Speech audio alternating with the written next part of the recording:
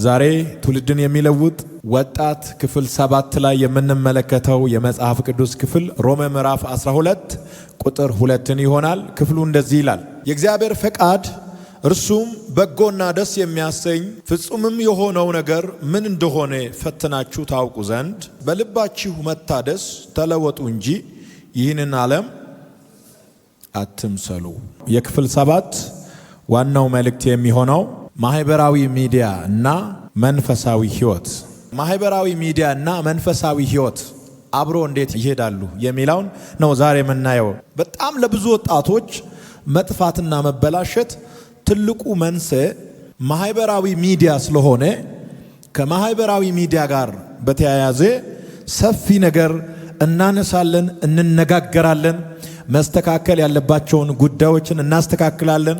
በትምህርት የማይለወጥ ነገር የለም። ሁሉ ተፈቅዶልኛል ግን ሁሉ በእኔ ላይ አይሰለጥንብኝም የሚሉ ጀግኖች ይነሳሉ። ዛሬ ወጣቶች የሚኖሩት በቴክኖሎጂ የተከበበ ዘመን ውስጥ ነው።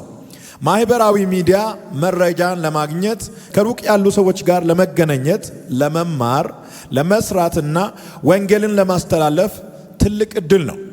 ነገር ግን ይህ እድል ወደ ቁጥጥር ሲቀየር መንፈሳዊ ህይወትን ሊያዳክም ይችላል።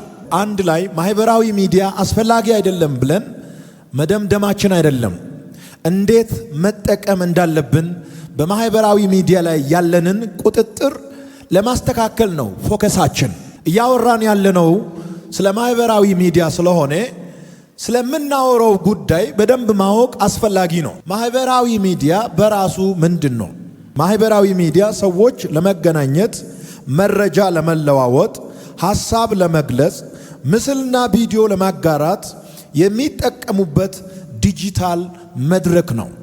በዚህ ዘመን ያሉ ወጣቶች በጣም በከፍተኛ ሁኔታ ታርጌትድ ስለሆኑ ትኩረት ውስጥ ስላሉ ትኩረት ውስጥ መሆናቸውን አውቆ ከተነጣጠረባቸው ከጠላት ዕላማ ለማምለጥ ምን ማድረግ አለባቸው የሚለውን በተደጋጋሚ አንስተን ካልተወያየን በስተቀር የሚቀጥለው ዘመን በጣም ሃርድ ነው።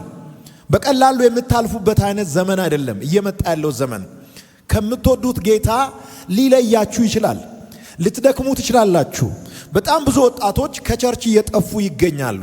አካላቸው ቸርች ውስጥ ነው፣ ልባቸው ግን ከቸርች ወጥተዋል። አካሉ ቸርች ውስጥ እያለ መንፈሱ ከቸርች ወጣ ወጣት እንዴት አድርገን ነው ወደ እግዚአብሔር መንግስት መመለስ የሚቻለው?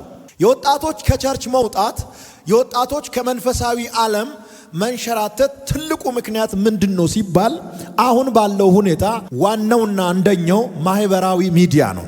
ረጅም ማንበብ የሚችል ወጣት እየጠፋ ነው። ረጅም ሰዓት ግን ቲክቶክ ላይ መቀመጥ የሚችል ወጣት በደንብ እየበዛ ነው። ለሚጠቅም ነገር አቅም የለውም፣ ለማይጠቅም ነገር ግን ብዙ ኤነርጂ አለው።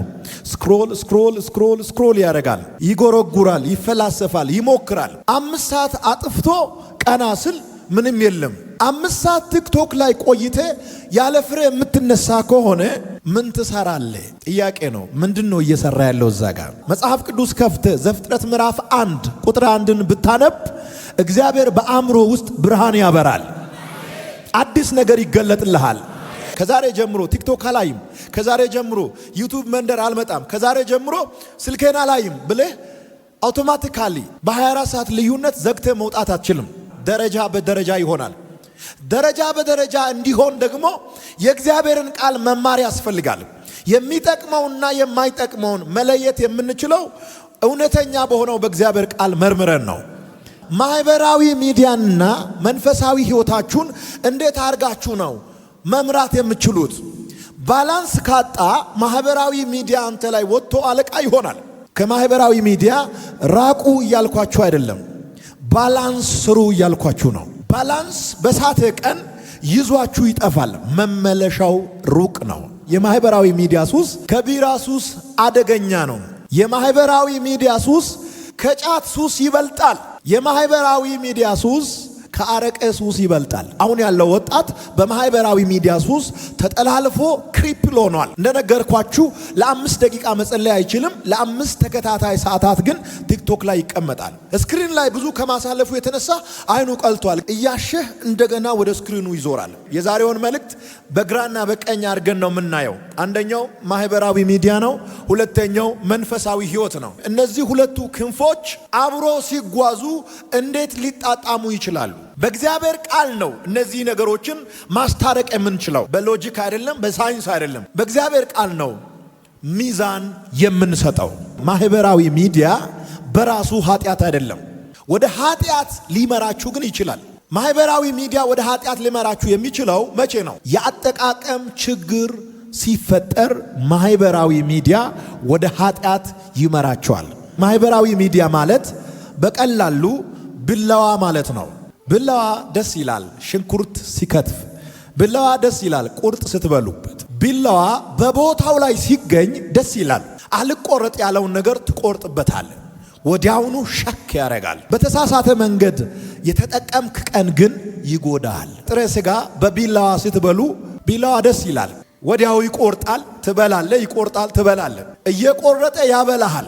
ራሱ ቢላዋ ደግሞ አንስተ በሆነ ሰው ላይ ብትሰነዝር ነፍስ ያጠፋል። ማህበራዊ ሚዲያ ማለት በሌላ አባባል ቢላዋ ማለት ነው። በአግባቡ ከተጠቀምክ ህይወትን ይጠቅማል፣ ለወንጌል ስርጭት ይጠቅማል። በጣም ሩቅ ካሉ ሰዎች ጋር ሐሳብ ትለዋወጣለ።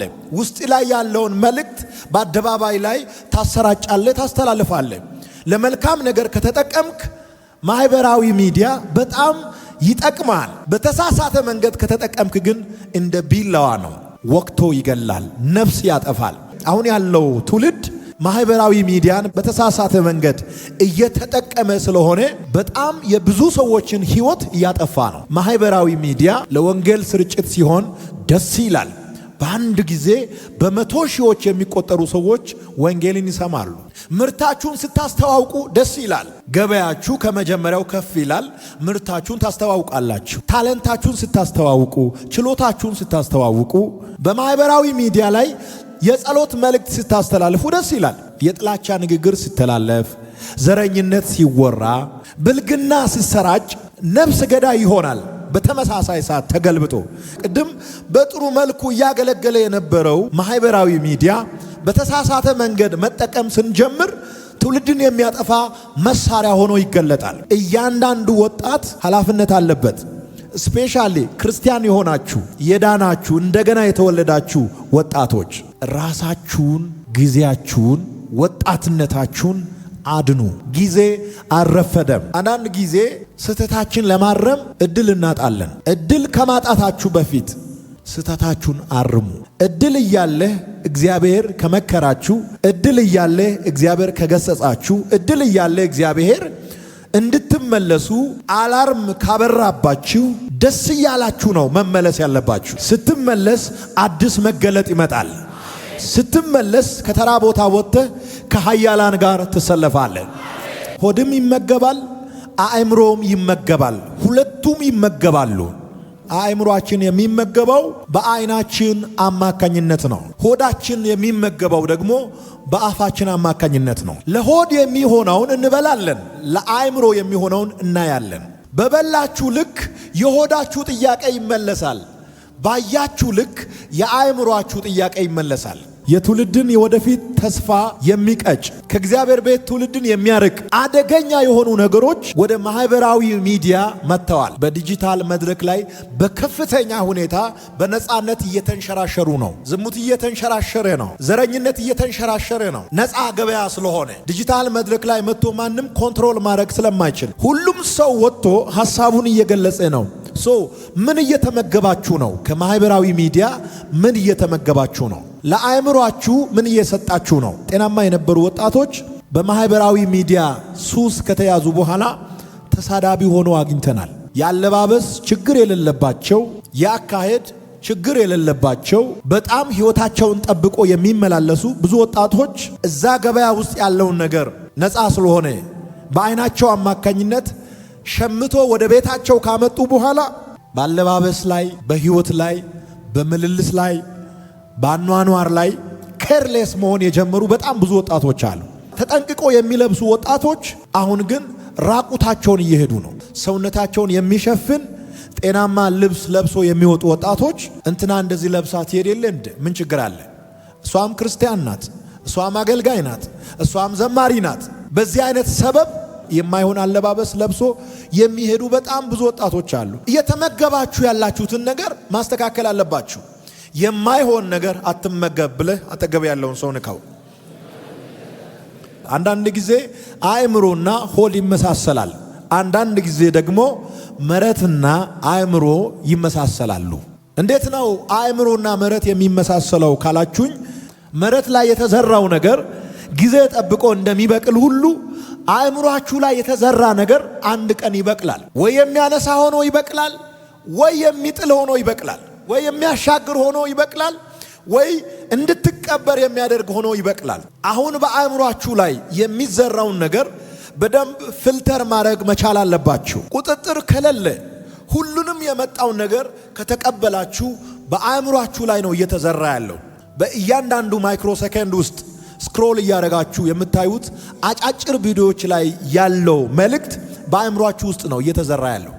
አእምሮ ውሸት ተመግቦ ከዋለ ወደ ውሸት ይመራል። ወሲባዊ ይዘት ያለውን ቪዲዮ እያየህ ከዋልክ ማታ ላይ እሱ ያስጨንቃል። መጥቶ አእምሮ ይጠይቃል። የሰማኸው ነገር እሱ ነው ተጽዕኖ የሚፈጥርብህ። ስለዚህ የምትሰማው ነገር በጣም አጣርተህና አስተካክለህ ነው ወደ ጆሮህ ማድረስ ያለብህ። ብዙ ነገር ልታይ ትችላለህ። ከዓይኔ እንዲያልፍ አትፍቀድ። ከጆሮአችሁ አልፎ ወደ ልባችሁ ከደረሰ፣ ከዓይናችሁ አልፎ ወደ አእምሮአችሁ ከደረሰ ይጎዳችኋል። እንዳትጎዳ በጥንቃቄ ስማ፣ እንዳትጎዳ በጥንቃቄ እይ፣ እንዳትጎዳ በጥንቃቄ ተመላለስ። የሌሎችን ሕይወት እያየህ የራስን ሕይወት አትርሳ። የሌሎችን ሕይወት እያየህ ራስን እንዳትረሳ። በጣም ብዙ ወጣቶች በሌሎች ላይ ፎከስ አድርጎ ራሳቸውን እየረሱ ነው። በጣም ብዙ ሰዎችን ታደንቃለህ፣ ራስን ግን አድንቃ አታቅም። በብዙ ሰዎች ትገረማለህ፣ በራስ ግን አትገረምም። በቀን 3 ጊዜ ለነሱ ታጨበጭባለህ፣ አንድም ሰው አንተን ቼክ የሚያደርግ የለም። እንደዚህ አይነት ክሳራ ውስጥ ሆነ እንኳን አትበሳጭም። ሱሰኛ ሆነ ታስረሃል፣ ይሁን ትላለህ። ዝም ብለህ አሁንም ስክሮል ታደርጋለህ፣ ይሁን ትላለህ። አሁንም ኮመንት ትሰጣለህ፣ ይሁን ትላለህ። ማንን እንደምትከተል ሁላ አታውቅም፣ ዝም ብለህ ትከተላለህ። የሌሎችን ሕይወት እያየህ ራስን እንዳትረሳ። ይሄ ነው መልእክቴ። የሌሎችን ሕይወት እያየህ ራስን እንዳትረሳ።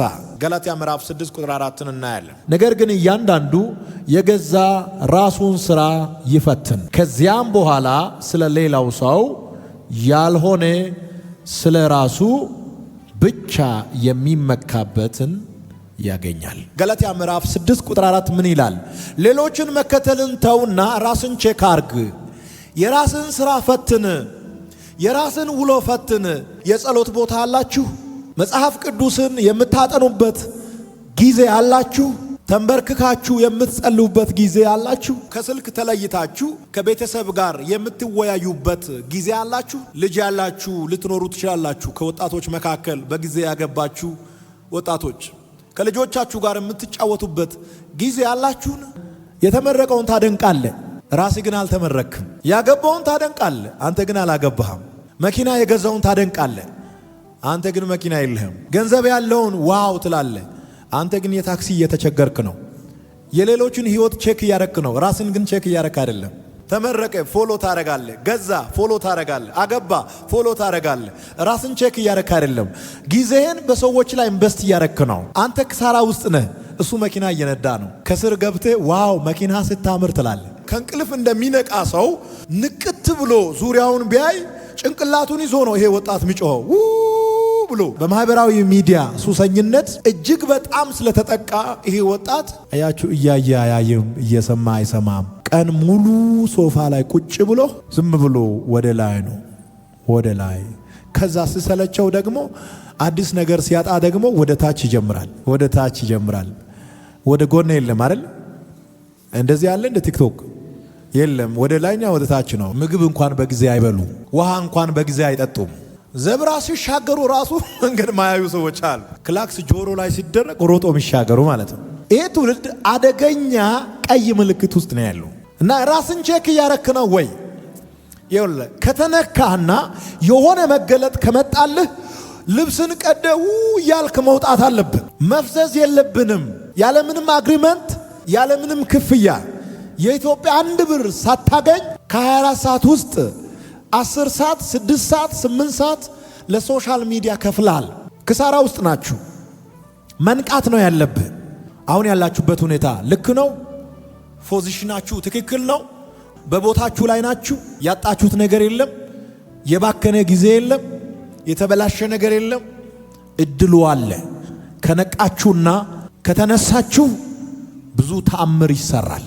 እግዚአብሔር የሰጠህ ጉዞ ከሌላ ሰው ጉዞ ጋር አይመሳሰልም። ጻፍና ያዝ።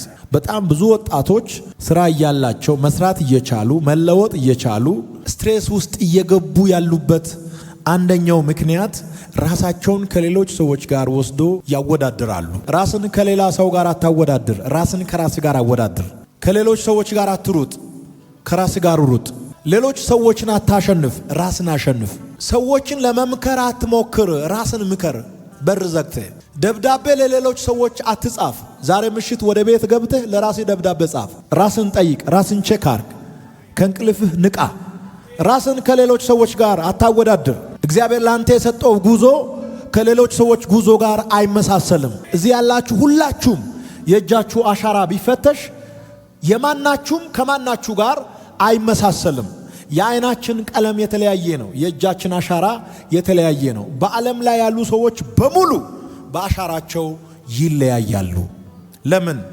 እያንዳንዱ ሰው በእግዚአብሔር እጅ ነው የተፈጠረው። ለእያንዳንዱ ሰው እግዚአብሔር የተለየ አሻራ ነው የሰጠው። አንተ ጣትን ባሳረፍክበት ሌላ ሰው መጥቶ ጣቱን ቢያሳርፍ በፍጹም አይገናኝም። አንተ ባየህበት ሌላ ሰው መጥቶ ቢያይ የአይናችሁ ቀለም አይገናኝም። እግዚአብሔር ላንተ የሰጠው ጉዞ ለሌሎች ከተሰጠው ጉዞ ጋር አይመሳሰልም። ሌሎችን እያየህ ራስን ትንቃለህ። ሌሎችን እያየህ ራስን ታዋርዳለህ። ማንንም ሳታይ ራስን ካየህ ሌላ የሚወዳደር ሰው ስለሌለህ አንተ ባንተ ፊት አንደኛ ነህ። አንቺ ባንቺ ፊት አንደኛ ነሽ። ልክ እንደነጋ ከትራሱ ላይ ቀና እንዳለ ቪዲዮ ሰርቶ ወይም ፎቶ ተነስቶ የሚፎስት ሰው የለም። እሱ መልክ ከመጋረጃ ጀርባ ነው። ዲጂታል መድረክ ላይ የሚመላለሰው መልክ ውሸት ነው። እሱን መልክ ታይና ቤት ገብተሽ እንደዚህ ለምንድን ነው ያልተፈጠርኩት? በሰላም እየኖርሽ አፌ ሰፊ ነው፣ አፍንጫዬ ድፍጥጥ ነው፣ ጆሮዬ እንዴት ነው ግን እኩል ነው ምናምን መስታወት ላይ ራስሽን ማየት ወይኔ ጸጉር ገደለኝ ጸጉር ትያለሽ። የሆነ ፎርጂስ ጸጉር ነው ያየሽው እዚህ ጋር የሚደርስ በቃ እግዚአብሔር ሆይ ሁሉንም ነገር ከልክለ ምን አለበት እንደሱ አይነት ጸጉር በሰጠኝ ትያለሽ። የሱ እኮ ጸጉር አይደለም፣ የሱም እኮ ትክክለኛ መልክ አይደለም ወንድሜ። ያንተ መልክ ይሻላል፣ ይታያል። አንተ በጣም ቆንጆ ነህ። ስለምትወዳደር ነው ራስን የምታዋርደው። ስለምትወዳደር ነው ራስሽን የምታዋርጂው። በእግዚአብሔር ዘንድ የተወደድሽ ነሽ አንቺ። በእግዚአብሔር ዘንድ የተወደዳችሁ ናችሁ። አሜን ነው ወይ? ክርስቶስ ዋጋ ከፍሎላችኋል። ክርስቶስ ደሙን አፍስሶላችኋል። በዋጋ ተገዝታችኋል። አያምርም ብሎ ማንም ቢጠላ የሚወድ ጌታ አለ። አታምርም ብሎ ማንም ቢጠላሽ የሚወድሽ ጌታ አለሽ። እስኪ አንድ ሰው አሜን ይበል። የሚወደኝ ጌታ አለ ይበል አንድ ሰው። የሌላውን ምዕራፍ አይተ የራስን ምዕራፍ አትናቅ። እግዚአብሔር የተሻለ ምዕራፍ ሰጥተዋል። እግዚአብሔር የተሻለ መንገድ ከፍቶልሃል። እግዚአብሔር የተሻለ ዕውቀት ሰጥተዋል። አዎ በጣም ብዙ ወጣቶች ውስጥ የተደበቀ ኤነርጂ አለ። ብዙ ወጣቶች ውስጥ የተደበቀ የፈጠራ ኃይል አለ። ብዙ ወጣቶች ውስጥ የተቀመጠ ዕውቀት አለ። ተአምር እንዲሰራ የተጠራ ወጣት ቁጭ ብሎ አዲስ ዘመን አይጠብቅም። ብድግ ብሎ አዲስ ዘመን ይፈጥራል። ተነስቶ አዲስ ነገር ይፈጥራል። አዲስ ነገር ትፈጥራለህ። አዲስ ነገር ትፈጥራላችሁ። አዲስ ነገር እንፈጥራለን። you will see 2019 ዓመተ ምህረት በኢትዮጵያ ምድር አዲስ ነገር እንፈጥራለን። በወጣትነታችሁ ላይ ይሄንን መልእክት እሰራለሁ። አዲስ ነገር ባንተ ይፈጠራል። ዝም ብሎ ለሚያይ ሰው ደካማ ትመስያለሽ፣ ግን አዲስ ነገር የሚፈጥር ኤነርጂ አንቺ ውስጥ አለ። ስትታይ ተራ ሰው ትመስላለህ፣ ግን አንተ ውስጥ አዲስ ነገር የሚፈጥር የእግዚአብሔር ኃይል ይታየኛል። ጊዜን ጠብቅ። ኤፌሶን ምዕራፍ 5 ቁጥር 15 እስከ 16 ያለውን ክፍል እናወጣለን። ጊዜውን የሚጠብቅ ወጣት ገንዘቡን ይጠብቃል። ጊዜውን የሚጠብቅ ወጣት ትዳሩን ይጠብቃል። ጊዜውን የሚጠብቅ ወጣት ህልሙን ይጠብቃል። ጊዜውን የሚጠብቅ ወጣት መንፈሱን ይጠብቃል። ጊዜውን የሚጠብቅ ወጣት ስጋውን ይጠብቃል። ጊዜውን የሚጠብቅ ወጣት ቤተሰቡን ይጠብቃል። ጊዜውን የሚጠብቅ ወጣት ሁሉንም ነገር አንድ ላይ ይጠብቃል። ሮሜ ምዕራፍ 5 ቁጥር 15 ምን ይላል? እንግዲህ እንደ ጥበበኞች እንጂ ጥበብ እንደሌላቸው ሳይሆን እንዴት እንድትመላለሱ በጥንቃቄ ተጠበቁ። ጊዜያችሁን ጠብቁ የሚለው ቃል ጋር የሚሄደውን የመጽሐፍ ቅዱስ ክፍል ነው እየሰጧችሁ ያለው። ጊዜያችሁን ጠብቁ ብዬ ሲናገር አነቃቂ ንግግር አይደለም። ጊዜያችሁን ጠብቁ ማለት የመጽሐፍ ቅዱስ እውነት ነው። ወጣትነት የማይመለስ የህይወት ዘመን ነው። የጠፋውን ገንዘብ ልትመልስ ትችላለህ። የተበላሸውን ነገር ልታስተካክል ትችላለህ። ወጣትነት የማይመለስ የህይወት ዘመን ነው። በዚህ በማይመለስ የህይወት ዘመን ውስጥ አንድ ቁም ነገር ሰርታችሁ ማለፍ አለባችሁ። እግዚአብሔር ለዚህ ይፈልጋቸዋል። አንዳንድ ወጣቶች በማህበራዊ ሚዲያ ላይ 4 እና 5 ሰዓት እያጠፉ ነው። ለማንበብ ጊዜ የላቸው። ለ10 ደቂቃ ተንበርክኮ አብሮ መጸለይ አይችሉም። በማህበራዊ ሚዲያ ላይ ግን 3 ሰዓት እያጠፉ ነው። ለመማር ጊዜ የላቸውም። ለማህበራዊ ሚዲያ ጊዜ አላቸው። ለመጸለይ ጊዜ የላቸውም። ለሶሻል ሚዲያ ጊዜ አላቸው። ከቤተሰቦቻቸው ጋር ጊዜ ለማሳለፍ አይችሉም። ለሶሻል ሚዲያ ግን ጊዜ አላቸው። የጸሎት ህይወትን አትለውጥ ብለህ ጻፍ። አንደኛ ተሰሎንቄ ምዕራፍ 5 ቁጥር 17ን ጽፈ ያዝና ቤት ስትሄድ በደንብ ይሄንን ክፍል አንብብ። ይህ ክፍል ምን ይላል? ሳታቋርጡ ጸልዩ፣ በሁሉ አመስግኑ፣ ይህ የእግዚአብሔር ፈቃድ በክርስቶስ ኢየሱስ ወደ እናንተ ነውና። ከእንቅልፋችሁ እንደተነሳችሁ ስልካችሁን ከመፈተሻችሁ በፊት ልባችሁን ወደ እግዚአብሔር አዙሩ። ጠዋት እንደተነሳ ቀንህን በጸሎት ጀምር። ቀንህን እግዚአብሔርን በመፈለግ ጀምር። ጠዋት ከመኝታችሁ ስትነሱ ቀናችሁን በዜና አትጀምሩ፣ በምስጋና ጀምር፣ በጸሎት ጀምር። ማህበራዊ ሚዲያ ማንነትህን እንዳይወስን። ለዚህ የሚሆን የመጽሐፍ ቅዱስ ክፍል አንደኛ ጴጥሮስ ምዕራፍ 2 ቁጥር 9 ነው። የሚናገራቸውን ቃላቶችን በሙሉ ከመጽሐፍ ቅዱስ ጋር ነው የምናገረው። ምክንያቱም ያለንበት መድረክ ዝም ብሎ ዓለማውያን እንደሚያወሩት አነቃቂ ንግግር ብቻ የሚተላለፍበት አይደለም። የቃሉ እውነት የሚታወጅበት ስፍራ ነው። እያንዳንዱን ነገር እያልኩት ያለው ከመጽሐፍ ቅዱስ አንጻርና ከመጽሐፍ ቅዱስ እይታ ነው።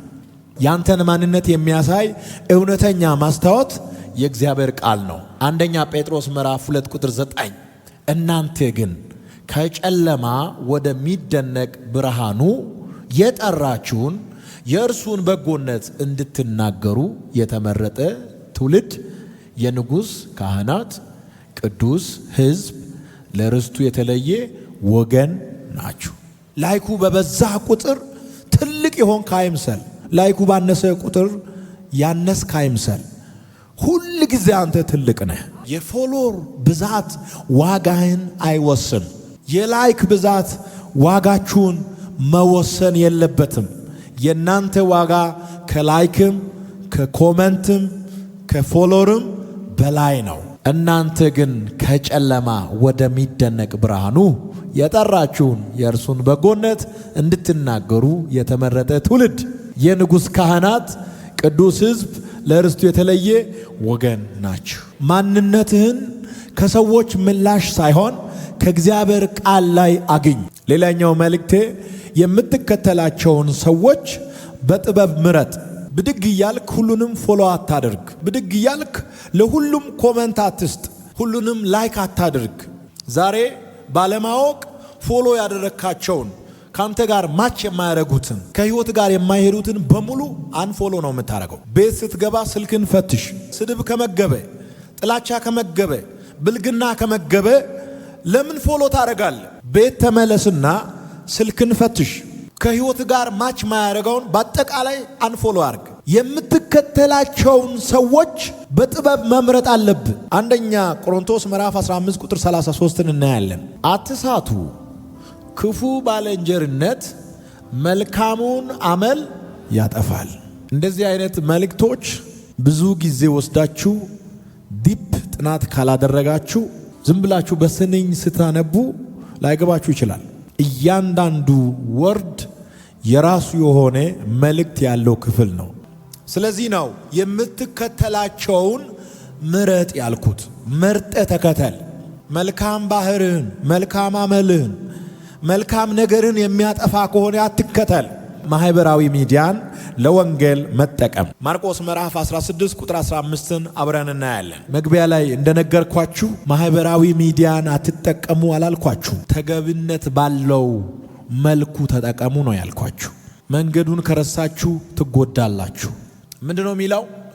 እንዲህም አላቸው፣ ወደ ዓለም ሁሉ ሂዱ፣ ወንጌልንም ለፍጥረት ሁሉ ስበኩ። በማህበራዊ ሚዲያ አማካኝነት ወደ ዓለም ሁሉ መሄድ ትችላላችሁ። እዚህ አዲስ አበባ ቁጭ ብለ ካናዳ ውስጥ ያለውን ሰው መድረስ ትችላለን። አሜሪካ ውስጥ ያለውን ሰው መድረስ ትችላለን። በማህበራዊ ሚዲያ አማካኝነት ዓለም ላይ ያሉትን በሙሉ በወንጌል መድረስ ትችላለን። ማህበራዊ ሚዲያን ለወንጌል ዓላማ ተጠቀሙ ብዬ ሲናገር ማርቆስ ምዕራፍ 16 ቁጥር 15 ቀጥታ ይመጣል። ወጣቶች ማህበራዊ ሚዲያን ከሱስ ወደ ተልእኮ መቀየር ይችላሉ።